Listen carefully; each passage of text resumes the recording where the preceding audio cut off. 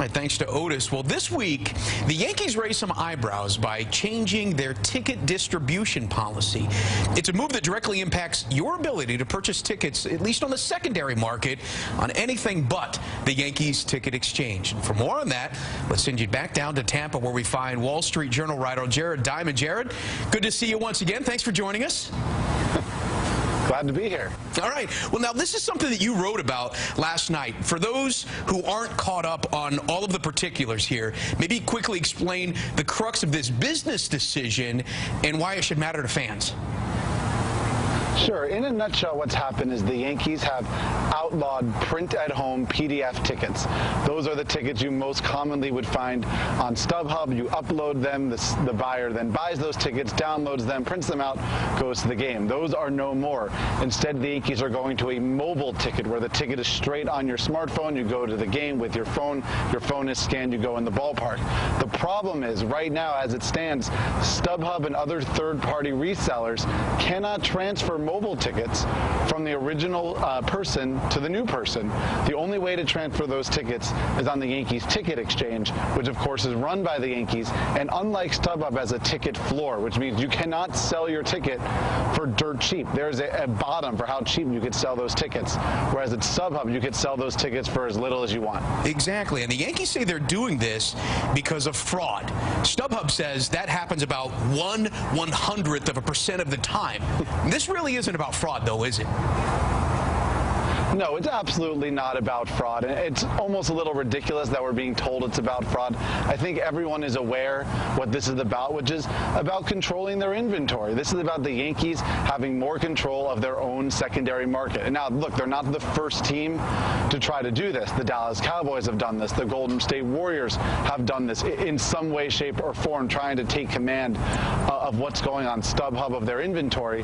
However, for a baseball team to be doing this, it could have a major impact on fans getting those great deals we've always seen in the hours before the game, which could really lead to fewer people in the ballpark when the summer comes. And like you reported, 40% of the ticket sales are done within 72 hours of actual game time. You actually spoke with the Yankees' Randy Levine about this, and Randy said that we have the ultimate right to protect the value of our inventory as long as it's done in the free market society.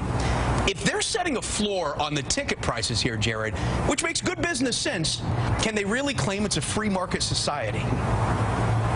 Well, let's be clear. They are not doing anything that's illegal. They're not doing anything wrong. We could argue whether it's a good business decision or a bad business decision. We could argue whether it's a good PR move or a bad PR move. But what they're doing is certainly allowed. So there's no questions there. But certainly when he said it's a free market economy, to me, StubHub is a free market economy. If there's a Wednesday night game in May against the White Sox and really no one wants to go to that game, you should be able to sell your ticket for $3. And if that's how much they go for on StubHub, that's the free market. On the Yankees ticket exchange, they may say you can't sell it for less than $10 or $9, whatever it is. So to me, StubHub is really the free market. But look, the Yankees don't want that. They want these tickets to have value. They want to be able to tell their season ticket holders, look, you will be able to recoup some of your investment on season ticket holders. And frankly, it wasn't a very good look to see tickets on StubHub going for $5. As we put a pin in this topic, which I think is going to be a topic we're going to be talking about through the year, let's move on to Aroldis Chapman here, because the Yankees are an organization that is built on character. But their biggest move this offseason includes a man who is accused of domestic violence. Now, no official ruling has come down, but Aroldis Chapman could be banned from camp. And if this is true, is the spring suspension more damaging? Joe Girardi, the manager of the Yankees, certainly was not happy about that possibility, because if you think about it, let's say Aroldis Chapman is handed a 10-game suspension for this alleged domestic violence incident, and part of that suspension is you cannot work out in spring training. That essentially makes that 10-game suspension longer, because when he gets back, he's not going to be in shape because he hasn't worked out with the team. Now, if you say it's 10 games, but he can go through spring training, okay, he goes through spring training, he's in shape, he stays in Florida for the 10 days, he does some extended spring, comes back up, no big deal. Right. He ends up fine after those 10 games, but that won't be the case if this happens. Yeah, well, we'll find out. Rob Manfred could be ruling on this sometime this week. He might rule on it at the end of spring training. Yankees beat writer with the Wall Street Journal, Jared Diamond, thank you so much for all of your information. Anytime.